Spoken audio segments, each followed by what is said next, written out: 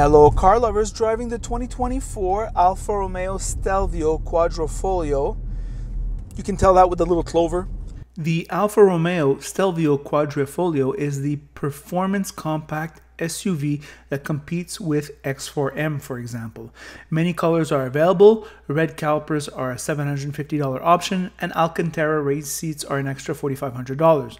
The powertrain is the Star 2.9-liter V6 twin turbo, 505 horsepower and 443 pounds of torque, 8-speed automatic and all-wheel drive. Driving aids are standard. Fuel economy is 13.9 liters in the city, 10.3 liters on the highway, or 1723 mpg. This vehicle goes for over $100,000. 5 years ago, vehicles like this sold for 25% less. Everything has gone up. The interior is light on braggy bits. It looks like poor styling of 5 years ago. The steering wheel and panoramic roof are the best bits.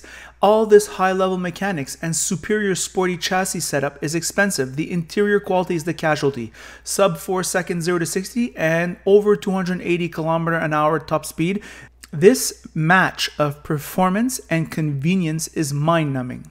A compact, maybe subcompact, not quite sure, crossover. High performance, over 500 horsepower engine.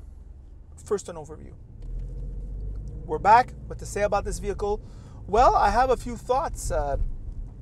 Number one, the exterior styling is something only the Italians can do, right? These outrageous curves, this front end. I think anyone else, we'd see Hyundai come out with this exterior styling, we'd laugh at them. However, we see Alfa Romeo and it's stylish. There's something about Italians, about how they go all out with their styling, how they can do things that we would normally not find attractive. Well, they make things attractive, unbelievably. That's just the way it is. So the Italians deliver on this. So exterior styling, that's fine. Big wheels, big brakes, big engine, big transmission. This all works very well together. I tried gunning it before. It goes very fast. Kind of like this surge type thing. I'm used to like an electric vehicle now, more and more of the electric vehicle acceleration, but this unending surge of this engine that just doesn't seem to run out of breath. I would best describe those characteristics. The handling's very good. I have it in the softest setting right now. It still handles pretty good. It has a hard time with certain bumps, let's be honest. It's really set up for sport, and even just on normal mode is rough. So I'm on like the most comfortable setting of the suspension. It's still pretty. You feel the bumps. It's something you have to determine for yourself on the test drive, because most of these crossovers are more axed on comfort, right? And this one is really axed on sporty driviness. So it's an emotion vehicle.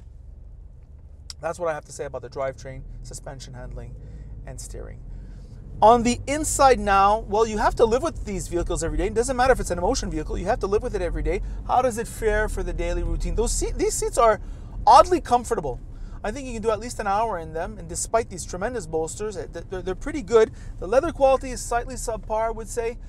The room in back, not too roomy for my leg. I mean, I'm 5'9", and I had enough room for myself, but I think somebody 6'2", 6'3", the knees would be in. The backrest is very upright in the back. Trunk space is okay for a vehicle this dimensions, I would say. And you can still get the seats down and carry anything you want. So this is very handy. So Alfa Romeo delivering on this. The general quality over here, what does it look like? Well, some of the interfaces are okay. The steering wheel, these knobs on the steering wheel, very good. This center console here, this is nice, looks good. However, I would have to say that the climate control system, although it is very easy to use and handy, you could put this on a $40,000 vehicle, all right? Same could be said for the infotainment. The infotainment, I think a Hyundai Elantra does better, an all-equipped Hyundai Elantra does better. Small, not too reactive, not too bright, and the interface is a mess. So, I mean, I don't know about that. The digital dash, I must say it's fully digital. However, the fonts are not amazing. It just lacks a bit of design on that level. It's made to be more classic, I think. That's the goal. But it comes out as slightly less enthused, if I could be polite. Harman Kardon sound system is nice. Door pulls are okay. This is a very nice soft material. Same here too. This is very high quality stuff on the horizontal surfaces. Very good on that level. So it's kind of a mixed bag for this interior. I would say it's lagging behind a lot of its competitors. I can't think of one that does worse at $100,000. How's that? So there is a price to this emotion, all right? And you have, as the buyer, have to make that choice. Now, of course, the long-term reliability, none of these vehicles have great long-term reliability, so I'm not gonna knock it for that. We're not comparing compact cars.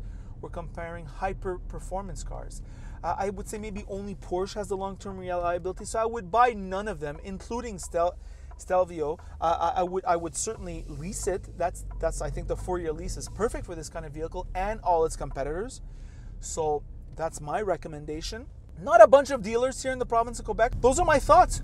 You have to really, when you're making purchases of over $100,000, they're never rational purchases, right? Some people want the excellence in this. Some people want comfort in that. Some people want the big bad truck. Some people want hyper performance. I would say this is an emotion vehicle, and it's an exclusivity vehicle. It's more exclusive than Porsche. I see less of these on the road than I do see Porsches. Porsches are, you see them everywhere. So, and what to say about BMW and Audi. So pick your thrill. Is it emotion? This vehicle is definitely a test drive.